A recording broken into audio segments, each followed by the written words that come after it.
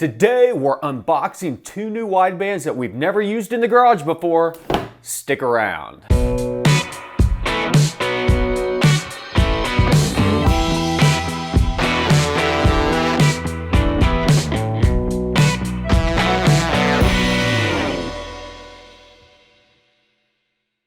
What is going on, everybody? Welcome back to the garage, and today we're doing an unboxing of two widebands which we have not used in the garage today, and these are suggested by you guys. I threw up a question out there and said, hey, what is some widebands that you'd like to see? A lot of people were wanting to see something from Glowshift, so I went out, got a Glowshift. I got the analog version, and we'll talk more about why later and some things. We're going to have pros and cons for both of these. Then on top of it, some people are wanting to see the new MTX-L from Innovate. So I'm going to go ahead and get the camera set up here so you guys can see what we're talking about. Let's open them up, talk about the features, what they're lacking, what they've got, what the plans are on the GTO for these. Let's jump to the close-up. Okay, we're going to start off with our Glowshift. This thing goes for about 190 bucks on Amazon. I'll have links to both of these down below. If you decide that you'd like to try one of these out, feel free to use my link. I get a little bit of kickback off of it. And make sure that you subscribe if you haven't already so you can see whenever we install these, because we're going to plan on replacing the factory O2 sensors, both front ones with these, and we'll talk more about that. But let's go ahead and open up our Glowshift. We can get an idea of what's going on here. Kind of got my side camera over here so you guys can see a little bit better. Let me tilt it back a little bit. Let's get a better angle there. Okay, so right away we've got our extension harness here that's going to be the one that goes from the gauge itself, or in this case a controller, because this gauge has a separate controller on it, but goes over to our wideband sensor. In this box, I believe we're probably going to have our wideband sensor. Yep. And this is a Bosch LSU 4.9, and it is actually marked as an authentic Bosch sensor. So that's good to see that we're not getting a cheap Chinese knockoff with that. We've got a flying lead harness on here with red, black, brown, and yellow. So I'm pretty sure that this is the main power harness.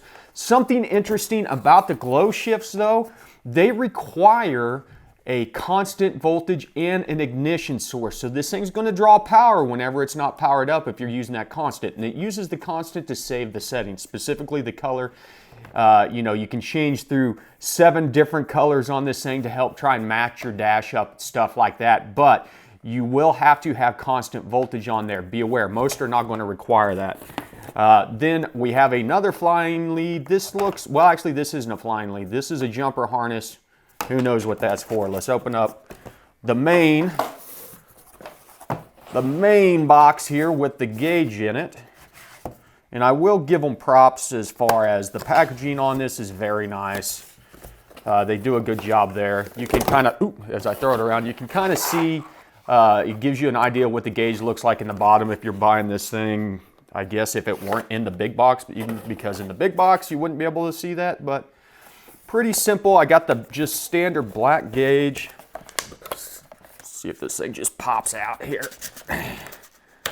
And unlike a lot of gauges, this one isn't going to have customizable faceplates and stuff like that, but it does have the customizable colors on there. We've got our harness, which this is the one, that secondary harness goes to the gauge itself. It's going to go over to a control box. There's a couple dip switches on the back here that I'm not sure what it's for.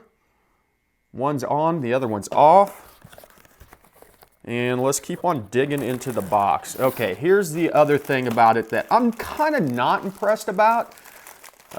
This thing has a separate control module, and I'm not sure why. I don't know that you can really daisy chain these like you can some of the other ones. Maybe you can. Okay, so here's our other harness. This should be our flying lead harness for our data logger right here. So we've got a harness that goes for our power harness. Lots of harnesses with this thing. Nothing but harnesses. Here's our little module. At least it's small. We've got a nice compact module that we can hide in most places. But, so we're going to have, wow, so many modules. Wideband, and it's labeled on there. You can barely see it. And then they are keyed also. Gauge harness. All the harnesses. Analog output harness. And a power harness. Wow. Okay, so this is kind of the mess that you're dealing with underneath everything. What else we got in here? Oh, it does come with a hood, which is kind of cool. You don't see all gauges come with this, so you've got kind of a shade that you can pop on here if you're going to install this in, like we're going to be putting this on dash pods, and so this might help to knock down some glare from the sun on there. So kind of props for that. Comes with a bung and a plug. I like it whenever they come with both. Sometimes they just come with a bung and don't come with the plugs. I really like it whenever they come with both. I'll add that to the stack. And then we have some additional mounting hardware that's going to go along with our gauge cup, because as you can see, as it is right there, that's not going to fit. You'd have to run these standoff posts. They're like standard computer standoffs, and then this will work. I don't think we'll need that. I think most everything will be a slip fit. So, opening up our instruction. Let me get this. I don't know about this yet. I'm not excited about this. You know, if you followed me at any point in time whatsoever, you know the AEM 300300 is my general go-to gauge. And it is a gauge, and it has two harnesses. It has a power harness that has the analogs and serials attached to it, and then it has your wideband harness, and that's it. Everything else is contained in the gauge. And I can say because of that, this gauge weighs absolutely nothing. This thing is super light. That's because everything is being done in this control box as far as converting things over. Whether it's good or bad, we'll have to find out. But this is just installation instructions, but this actually looks all like warranty stuff. That's literally just warranty stuff.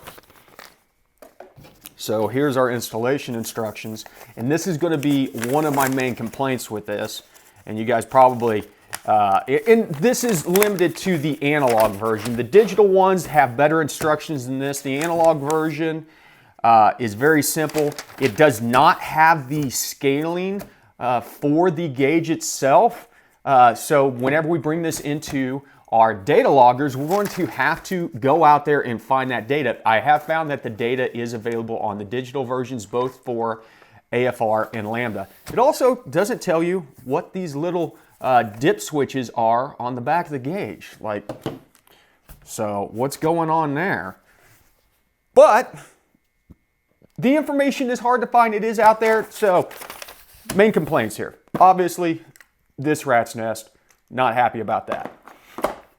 Other thing is, this analog is only an AFR. They don't have a Lambda AFR gauge. And in fact, as far as I know right now, nobody has a Lambda analog gauge. They're all in AFR. They do have one set up for E85, and so its range is going to be different. This one is, was it 10 to 20 AFR? I mean, listen, people, Glowshift, if you're watching this, I can get over this, but create this portion right here. All you gotta do is create another one of these that shows me Lambda, and then I don't have to worry about what fuel I'm running on it, ethanol, gasoline, all that stuff, because the sensor that you sent with this reads in Lambda. This is converting it to AFR. The raw data is in Lambda. Why are we taking that number and converting it into a gas AFR whenever I could just take that data directly from this? Now, theoretically, the voltage output on this should still match up to Lambda. They have two voltage scales on there, and I'll talk about that more whenever we set this up in the scanner. But those are my big complaints about it. And honestly, it's a little bit expensive. It's $200. It's right on the money for the most part. It's right on the money. But bonuses. This thing has two analog outputs. It has a 1 to 5 wideband output and a 0 to 1 narrowband output, so it can be used to simulate a narrowband sensor. That's one of the reasons that I went with the this one over the digital ones. Other than I wanted an analog. I like analog gauges better than digital gauges. But we can replace it, and I'm planning on putting this one in bank 1 sensor 1, the driver side one, and then using the output, the 0 to 1 output, to simulate our narrowband sensor to the ECU so we can still run closed loop. Fingers crossed. Now, the thing about it is we don't have any of the information on the data. The instructions don't say lickety crap about where the crossover point is, if it's at 0.45 millivolts or if it's at 0.5 millivolts. Essentially, what we're talking about is where that switching point is for lambda, our stoic. We don't know where that is. The nice thing about it is because we're using HP tuners, if we need to, we can go in and adjust that crossover voltage. We can get this thing dialed in, see what we're at 14.7 and see what the voltage is coming off of this unit on the narrow bands, adjust that voltage, and then set that up for bank 1 sensor 1 on there. So that's the Glowshift. Initial thoughts, would I use this gauge again? No, I'll be honest with you. There are other gauges out there that'll do everything that this gauge does and then some. Especially if you want to have this module. The thing about this module, unlike something like a PLX or something that you can daisy chain a lot of these different things and you only really need like one module that you can tie a bunch of gauges back to for multiple informations that has different inputs and stuff like that. You know, these gauges have their own module. And I just don't think for the price point that I would choose this over an AEM 300300. Now, I may change my mind once I get it installed. Stick around for that. We'll talk about that later. But for now, I'm going to throw this junk out of the way and we're going to take a look at the Innovate MTX-L. Okay, moving on to the Innovate MTX-L. This thing is actually only 170 bucks on Amazon right now, which I think is a great price. I will say one thing. Apparently, I don't know, a decade ago, Innovate must have bought like 2 million of these boxes because everything comes in this same box. I mean, whatever. So let's open this thing up, and here's kind of the complaints because of that. They just kind of bubble wrap everything and jack it in here, and there's loose parts kind of floating around. A little bit taller of a bung. No plug on this one, but it's a little bit taller of a bung. Maybe not a bad idea for wideband. That's getting just the tip down into the stream. Yeah, I said just the tip. So we've got a Bosch LSU 4.9. Looks to be authentic also. And looking at this one almost looks more authentic than the one that comes with the Glowshift. And so I wouldn't be surprised if the one that comes with the Glowshift is an imitation Bosch. And I would put my money on this one being real. Let's look at this. They both are Bosch 4.9s. Let's look. No, they could both be. Well, I don't know. This one says Germany on it. The one that came with the Glowshift actually says Germany on it, but the lettering on the one that comes with the Innovate looks a lot better. 1000% better, and I don't know if you guys are going to be able to get a good look, especially since I shake as much as I do. But the one with the heat on there is the Innovate. Let me look at the connectors. I mean, there's just minute differences on the connectors. Could be just manufactured at a different facility. From initial look though, and knowing Innovate, my guess would be if one of them was real and the other one was imitation, the real one would have came with the Innovate. So we've got our lead for our sensor cable, and this is obviously significantly more robust than any other one that I've ever dealt with. Way more robust than the Glowshift we just looked at, way more robust than the AEMs that I've used in the past. But this is also the same platform that like the LC1 or LC2 or whatever and the LM1 and all those uses. So it has a nice 8-pin connector on there and then a really big boy, expensive looking cable on the other end. This thing is kind of next level there. So props to Innovate on that. Really happy with what we're seeing there. Now, we'll go into the gauge side of things here. Let's go ahead and pull this thing out. And there's just a floating gauge in there that has the white one. If you want to run white, it does come with white and black, and then it comes with black and silver bezels on there, so you can change the look up, run a silver with a black face or a white with a black face or blah, blah, blah, blah, blah. The rest of these connections are cord gripped into the back of the gauge though. So what do we have here? We have a serial in, we have a serial out. That's so we can daisy chain these things. So if you had another gauge, you would be tying it into the serial in. The serial out, we're actually going to talk about that here in a second. And then we've got our main wire connection for our O2. And then we've got our flying lead. And on this one, we're going to have power, ground, analog out, and maybe a dimming circuit. I don't know. Let's look at the instructions. Because I want to say that the Glowshift had a dimming circuit on it also. Let's see here. Yellow is our analog out. White is the headlight power. So we do have a dimming circuit on here. And I'm going to go into how I'm going to wire this up because I'm actually going to do it whenever I put a stereo in. And I'm going to be using some of the circuits off the stereo for because the stereo already has a dimming circuit, we're going to pull some of those circuits off while we wire up the stereo. But overall package, there's no extra dongle or control module to worry about. It's fairly compact, not as compact as an AEM300300, but it seems to be a little bit more rugged than the 300300 and definitely seems a lot more substantial than the Glowshift on there.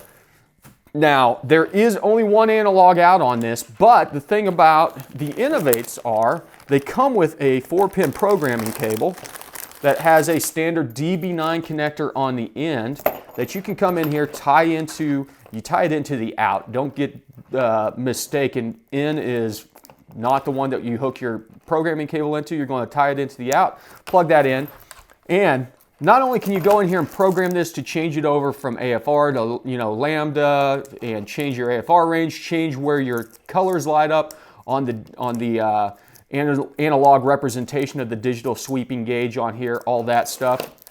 You can also do custom analog output settings on your yellow wire. And so you can go in here, set this gauge to lambda, and actually have your outlog or your output in AFR 1 to 5 or 0 to 1. And so while we may not use analog from the gauge itself into HP tuners, we're going to use this to spoof or mimic our other narrowband sensor, our Bank 2 Sensor 1. So we'll have two widebands, both of them providing a narrowband simulator so we can run standard closed loop while running widebands.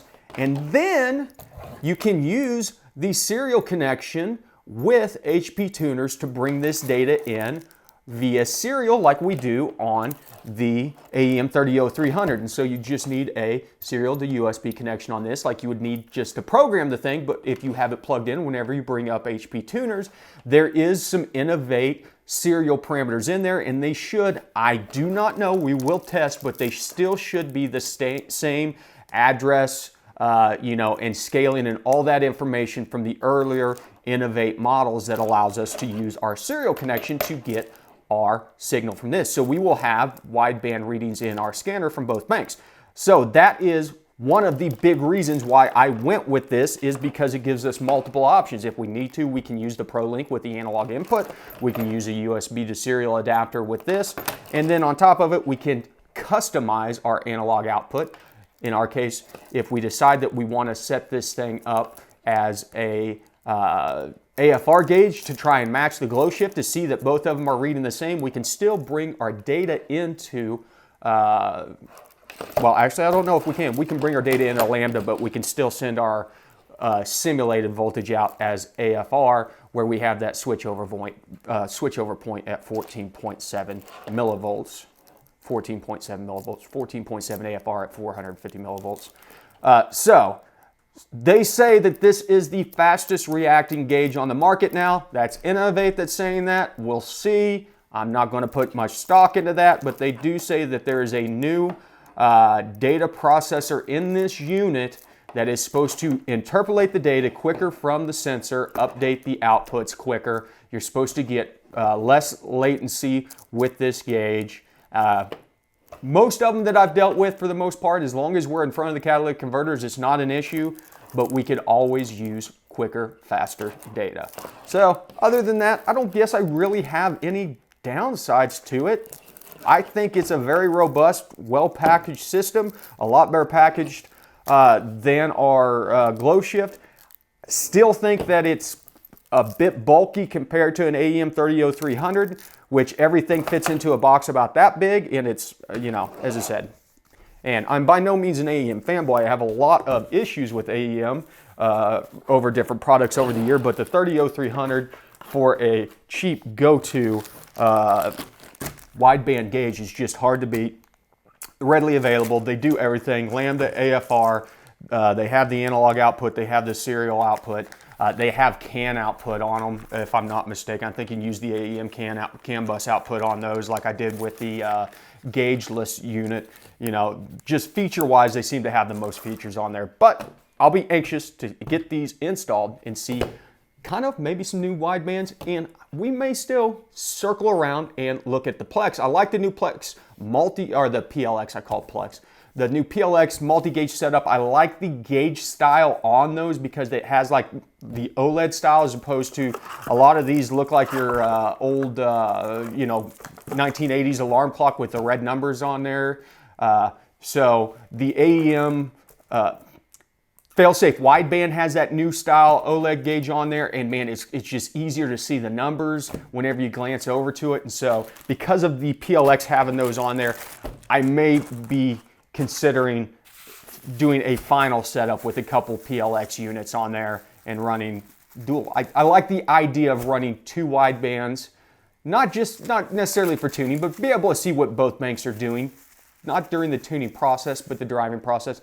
But I like the idea of being able to run two widebands that will simulate narrowband outputs on there. And we'll talk about doing the simulation of narrowband outputs on there because on some platforms, as soon as you unhook a factory wideband or a factory narrowband, you're going to get a DTC for the heater output. And so we'll be disabling the heater output on there and figuring out which input, because most 4 wires, there's going to be a high reference and a low reference, and we'll work on figuring out which one to bring in our 0 to 1 volts on that stuff. So that's it for now. Hopefully this helps you in making a decision on a, you know, possibly getting a different wideband. When in doubt, go with the AEM 30300.